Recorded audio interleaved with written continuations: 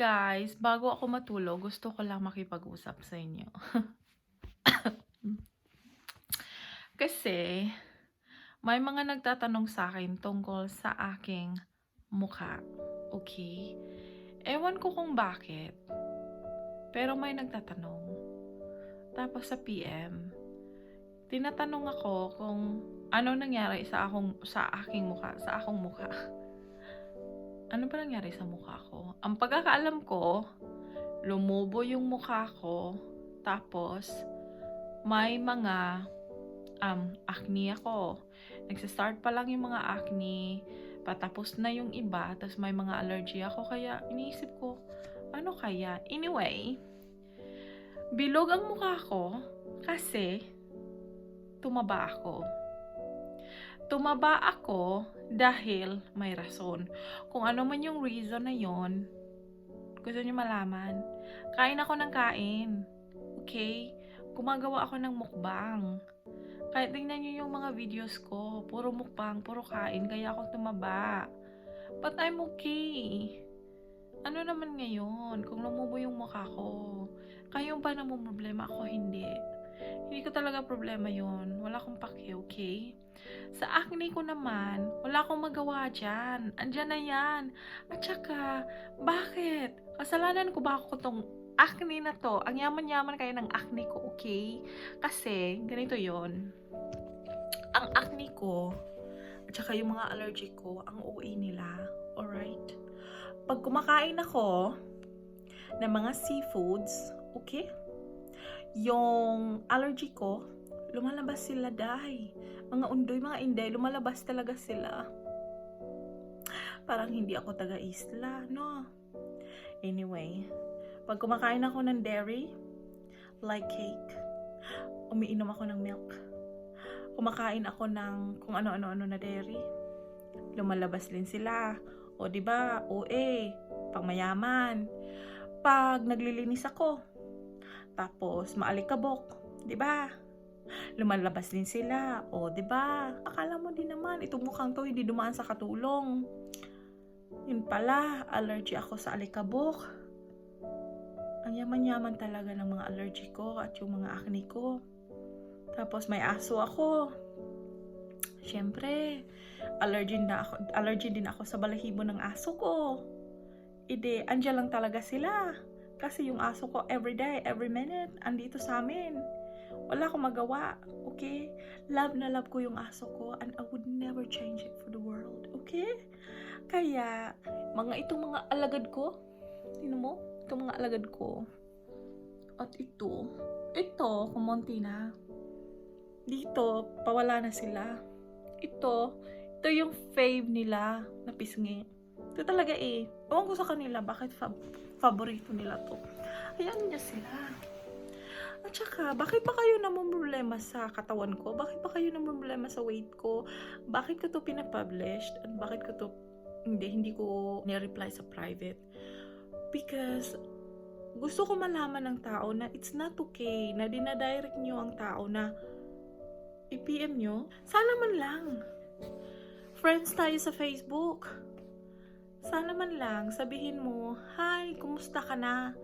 Kasi sasagutin kita ng maayos. Hindi yung ipipiin mo ako, tapos sabihin mo, anyari, bakit ang bilog ng mukha mo? Tsaka ano nangyari sa mukha mo? Bakit ang dami mong pimples?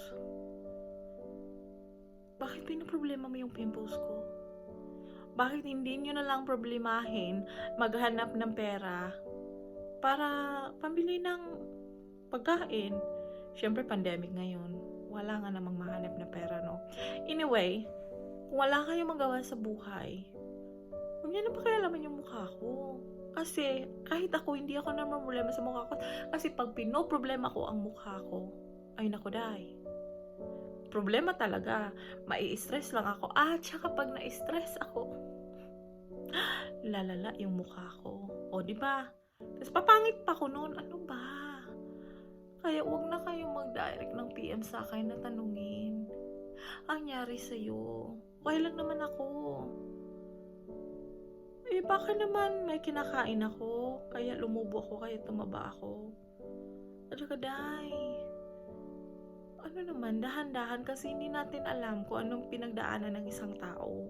Okay? Hindi ibig sabihin na lumaki yung tao or nagkaano ba yung mukha. Ba, hindi natin alam, di ba? Baka naman lumaki ako dahil baka may tinitake akong medication na nagpapalaki sa akin kasi hindi ko kontrolado yung medication. Kaya kain ako ng kain, baka yun. Or baka lazy ako na hindi ako nag-exercise kaya ako lumaki. O baka kumakain lang ako ng kumakain na hindi ko naiisip na yung katawan ko. O baka wala lang talaga akong pakialam na lumaki ako. But why? Bakit nagiging issue to sa'yo? Please, stop it. Okay? Alam mo kung sino ka kasi alam ko nanonood ka ng video ko. Madaming tao ang dumaan sa ganito. Alright? Bilog ang mundo, be.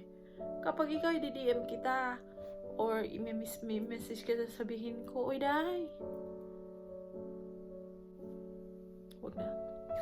Kasi hindi ako ganun eh. Hindi ako ganun na tao eh. Ako yung taong napaka-kind ko. Okay? Yung mga direct message, yung mga ganun, I don't understand bakit hindi mo maintindihan na nakakasakit yung mga words mo sa tao. Kapag wala kang nice na sabihin sa tao, huwag ka na lang mag-PM. Okay? Kasi hindi nice yun eh. Sana man lang nangumusta ka muna. Hindi ka man lang nangumusta. Pinifriend mo lang ako sa FB kasi gusto mo malaman kung ano talaga nangyayari sa buhay ko. Akala ko pa naman na friend kita, pero hindi pala. It's so sad, but reality is ganun talaga ang tao siguro. Pero ang payo ko sa'yo, just be kind. Kasi hindi mo alam kung anong pinagdaanan ng tao. Baka kung gusto mong mangumusta, baka makashare pa sa'yo yung tao. And then you realize kung anong pinagdaanan ng tao, okay? Sino pa ba iba mong pinipm para i-down sila? You know? It's not easy na makatanggap ng mga ganyang PM tapos may pinagdaanan ka sa buhay. It's not nice. Bayaran mo na lang yung utang ko gusto mo.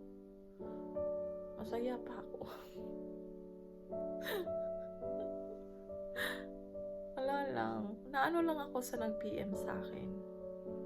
Kasi talagang direct message eh. Ano daw nangyari sa mukha? Hindi ako insecure na tao. I've never been insecure. Kasi wala talaga akong pakialam eh.